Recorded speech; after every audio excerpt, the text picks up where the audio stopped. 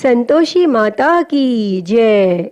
प्रिय भक्तजनों, आज हम इस वीडियो में संतोषी माता की व्रत कथा सुनेंगे। शुक्रवार के दिन माँ संतोषी का व्रत पूजन किया जाता है। इस पूजा के दौरान माता की आरती, पूजन तथा अंत में माता की कथा सुनी जाती है। तो आइए सुनते हैं संतोषी माता की व्रत कथा। तो उससे पहले प्रेम से बोलिए संतोषी माता की जय। एक बुढ़िया थी, उसके 7 बेटे थे। 6 कमाने वाले थे जबकि एक निकम्मा था। बुढ़िया 6 बेटों की रसोई बनाती, भोजन कराती और उनसे जो कुछ जूठन बचता वह 7वें को दे देती। एक दिन वह अपनी पत्नी से बोला, देखो मेरी माँ को मुझ पर कितना प्रेम है। तब वह बोली, क्यों नहीं, सबका जूठा जो तुमको खिलाती है। तब वह बोला, ऐसा नहीं हो सकता, मैं जब तक आंखों से न देख लूं नहीं मान सकता। तब बहू हंसकर बोली, देख लोगे तब तो मानोगे।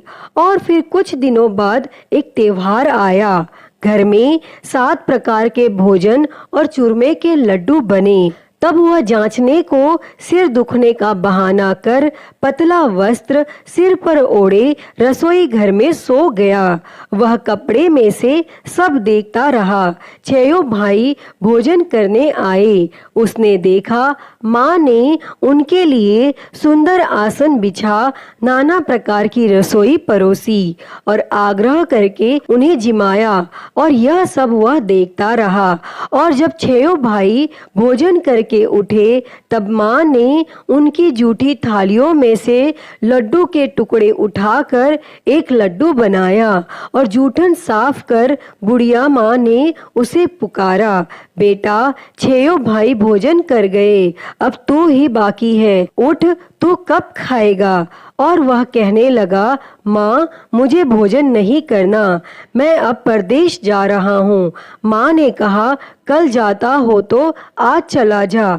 वह बोला, हाँ हाँ आज ही जा रहा हूँ। और यह कहकर वह घर से निकल गया। और चलते समय पत्नी की याद आ गई और वह गौशाला में उपले थाप रही थी। तब वहां जाकर वह बोला, हम जावे परदेश, आवेंगे कुछ काल, तुम रहियो संतोष से धर्म अपना पाल। तब वह बोली, जाओ पिया आनंद से रहो, हमारो सोच हटाए, राम भरोसे हम रहे, ईश्वर तुम्हें सहाय। 2 निशानी आपन देख धरू मैं धीर, सुधीमती हमारी बिसारियो रखियो मन गंभीर। तब वह बोला, मेरे पास तो कुछ नहीं, यह अंगूठी है सो ले लो और अपनी कुछ निशानी मुझे दे दो। वह बोली, मेरे पास क्या है, यह गोबर भरा हाथ है। यह कहकर उसकी पीठ पर गोबर के हाथ की थाप मार दी और वह वहां से चल दिया। चलते चलते दूर देश पहुंचा और वहां पर एक साहूकार की दुकान थी। वहां जाकर वह कहने लगा, भाई मुझे नौकरी पर रख लो। तब साहूकार को भी जरूरत थी। वह बोला, रह जा।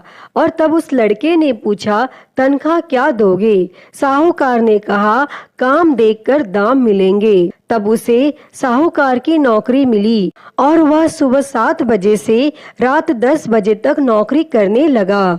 और कुछ दिनों बाद दुकान का सारा लेन देन, हिसाब किताब, ग्राहकों को माल बेचना, सारा काम करने लगा। साहूकार के 7-8 नौकर थे, वे सब चक्कर खाने लगे। यह तो बहुत होशियार बन गया।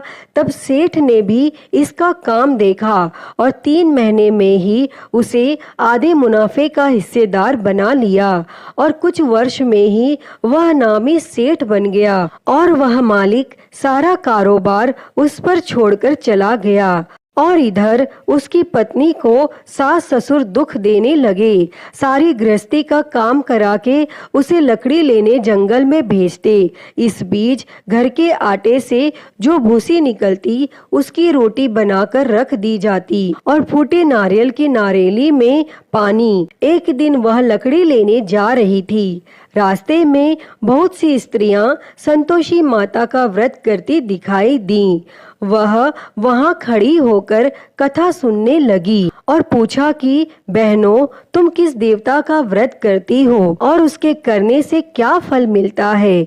यदि तुम इस व्रत का विधान मुझे समझा कर कहोगे तो मैं तुम्हारा बड़ा एहसान मानूंगी। तब उनमें से एक स्त्री बोली, सुनो, यह संतोषी माता का व्रत है। इसके करने से निर्धनता, दरिद्रता का नाश होता है और जो कुछ मन में कामना हो सब संतोषी माता की कृपा से पूरी होती है। तब उसने उससे व्रत की विधि पूछी। तब वह भक्तिन स्त्री बोली, 1.25 आने का गुड़ चना लेना, इच्छा हो तो 5.25 आने का लेना या 1.25 रुपए का भी सहूलियत के अनुसार लाना। बिना परेशानी और श्रद्धा वो प्रेम से जितना भी बन पड़े सब लेना।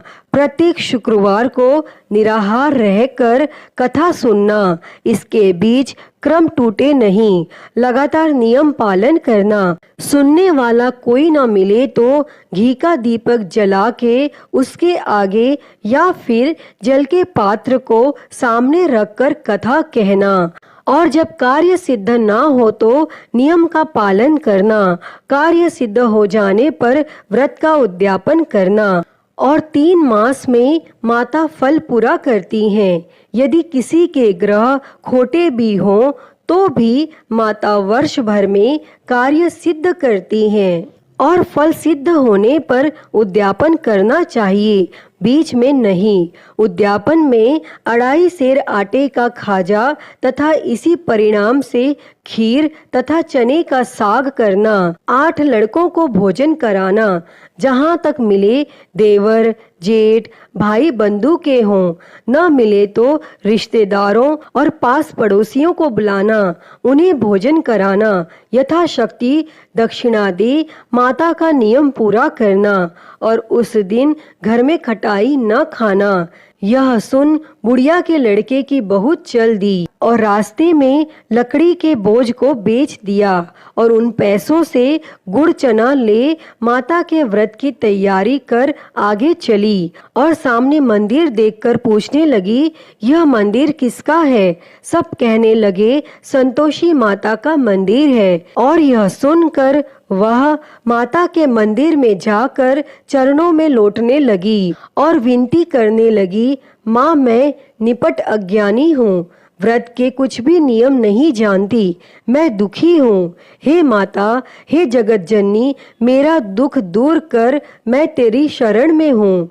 तब माता को दया आई और एक शुक्रवार बीता कि दूसरे को उसके पति का पत्र आया और तीसरे शुक्रवार को उसका भेजा हुआ पैसा आ पहुंचा। यह देख जेठ जेठानी मुंह सिकोड़ने लगी। लड़के ताने देने लगे।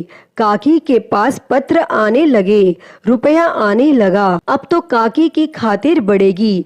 बेचारी सरलता से कहती, भैया कागज आवे रुपया आवे, हम सब के लिए अच्छा है। ऐसा कहकर आंखों में आंसू भरकर मातेश्वरी के चरणों में गिरकर रोने लगी। माँ, मैंने तुमसे पैसा कब मांगा है? मुझे पैसे से क्या काम है? मुझे तो अपने सुहाग से काम है। मैं तो अपने स्वामी के दर्शन मांगती हूँ। तब माता ने प्रसन्न होकर कहा, जा बेटी, तेरा स्वामी आएगा। यह सुनकर खुशी से बावली होकर घर में जा काम करने लगी। अब संतोषी माँ विचार करने लगी, इस भोली पुत्री को मैंने कह तो दिया कि तेरा पति आएगा, लेकिन कैसे? वह तो इसे स्वप्न में भी याद नहीं करता। उसे याद दिलाने को मुझे ही जाना पड़ेगा। और इस तरह संतोषी माता उस बुढ़िया के बेटे के पास जा स्वप्न में प्रकट होकर कहने लगी, साहूकार के बेटे सो रहा है या जागता है?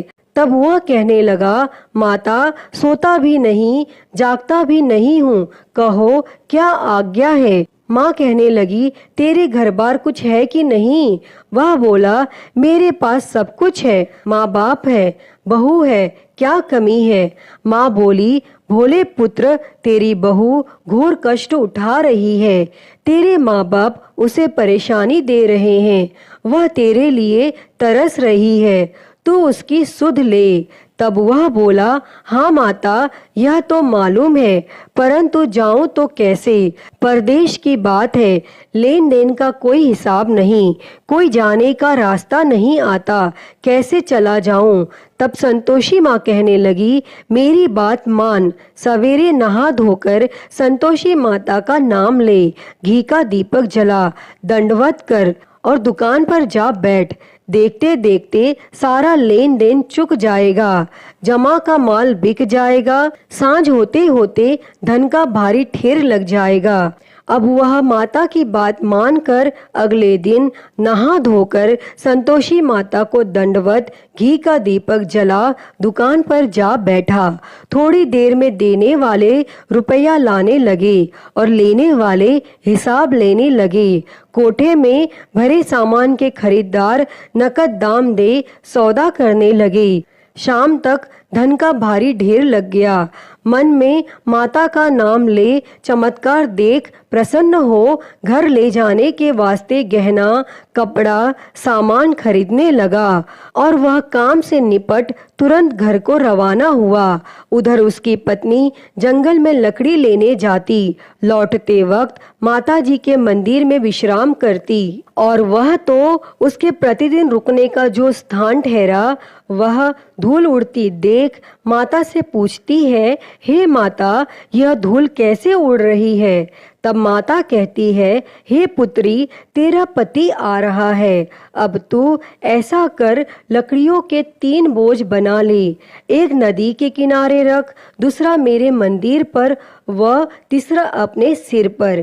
तेरे पति को लकड़ियों का गट्ठर देख मोह पैदा होगा और वह यहाँ रुकेगा, नाश्ता पानी खाकर माँ से मिलने जाएगा।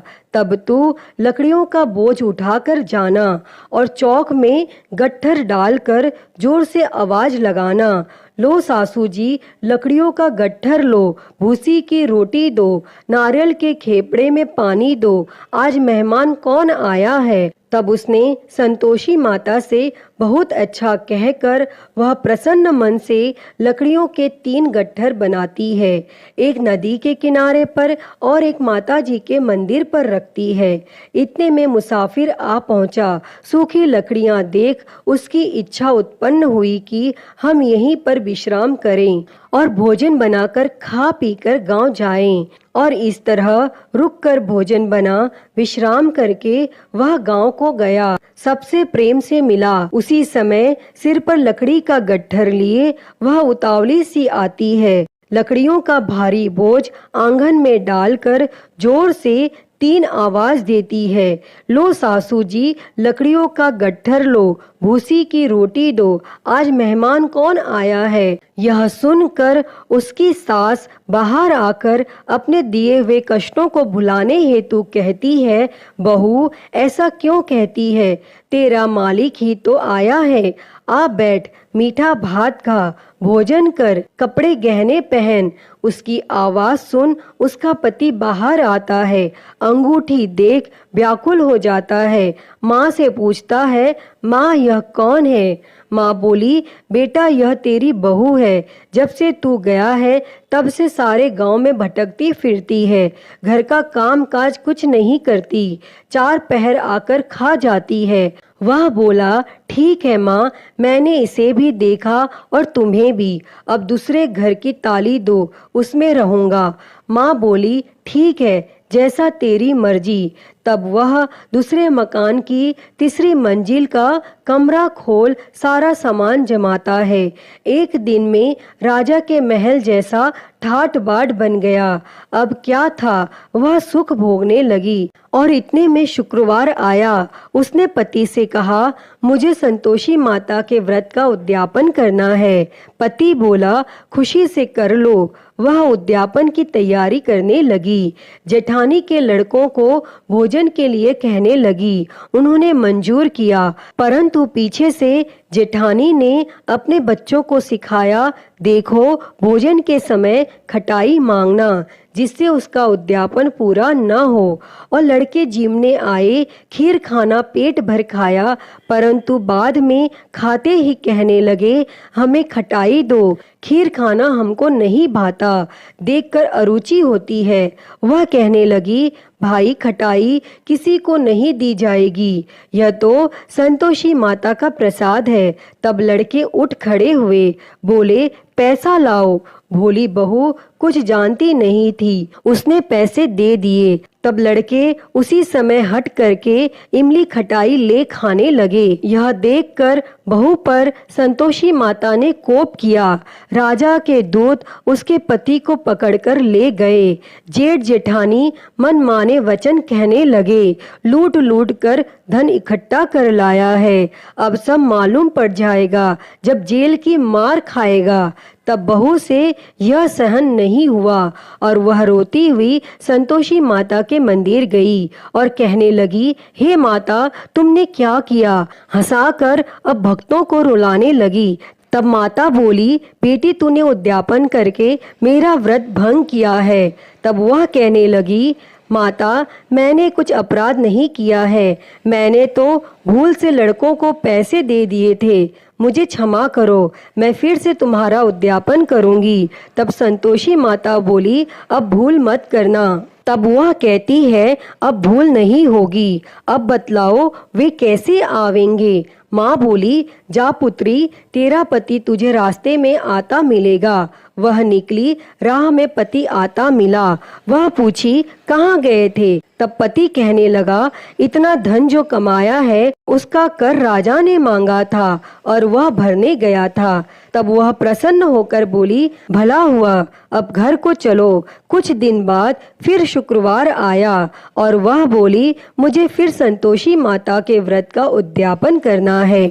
तब पति ने कहा, करो। बहू फिर जेठ के लड़कों को भोजन के लिए कहने गई। जेठानी ने एक दो बातें सुनाई और सब लड़कों को सिखाने लगी, तुम सब लोग पहले ही खटाई मांगना। लड़के भोजन से पहले कहने लगे, हमें खीर नहीं खानी, हमारा जी बिगड़ता है, कुछ खटाई खाने को दो। वह बोली, खटाई किसी को नहीं मिलेगी, आना हो तो आओ। वह ब्राह्मण के लड़के लाकर भोजन कराने लगी। यथाशक्ति दक्षिणा की जगह एक एक फल उन्हें दिया। तब संतोषी माता प्रसन्न हुई और माता की कृपा होते ही 9वें मास में उसको चंद्रमा के समान सुंदर पुत्र प्राप्त हुआ और पुत्र को पाकर प्रतिदिन माता जी के मंदिर को जाने लगी।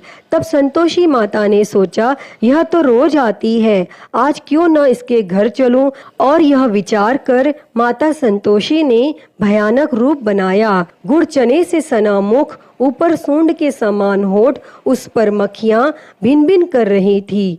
दहेली पर पैर रखते ही उसकी सास चिल्लाई, देखो रे, कोई चुड़ैल डाकिनी चली आ रही है, हे लड़कों इसे भगाओ, नहीं तो किसी को खा जाएगी। और तब लड़के भगाने लगे, चिल्लाकर खिड़की बंद करने लगे। बहू रोशनदान में से देख रही थी, प्रसन्नता से पगली बन चिल्लाने लगी, आज मेरी माता जी मेरे घर आई हैं। वह बच्चे को दूध पीने से हटाती है। इतने में सास का क्रोध फट पड़ा। वह बोली, क्या उतावली हुई है? बच्चे को पटक दिया और इतने में माँ के प्रताप से लड़के ही लड़के नजर आने लगी। वह बोली, माँ, मैं जिसका व्रत करती हूँ यह संतोषी माता है। तब सब ने माता जी के चरण पकड़ लिए और विनती कर कहने लगे, हे माता, हम मूर्ख हैं, अज्ञानी हैं, तुम्हारे व्रत की विधि हम नहीं जानते, व्रत भंग कर हमने बड़ा अपराध किया है। जगमाता, आप हमारा अपराध क्षमा करो। और फिर इस प्रकार संतोषी माता प्रसन्न हुई। हे माँ संतोषी, बहू पर प्रसन्न होकर बहू को जैसा फल दिया वैसा ही फल इस कथा को कहते, सुनते और हुंकारा भरते सबको देना, सबके मनोरथ को पूर्ण करना। तो प्रेम से बोलिए, संतोषी माता की जय। प्रिय भक्तजनों, मैं उम्मीद करती हूँ कि आपको यह संतोषी माता की व्रत कथा पसंद आई होगी और अगर वीडियो अच्छी लगी हो तो इसे लाइक करें, ज़्यादा से ज़्यादा शेयर करें और कमेंट बॉक्स में संतोषी माता की जय लिखना ना भूलें। और महाकाल भक्ति ज्ञान चैनल को सब्सक्राइब कर नोटिफिकेशन बेल को ज़रूर ऑन कर लें। हर हर महादेव। धन्यवाद।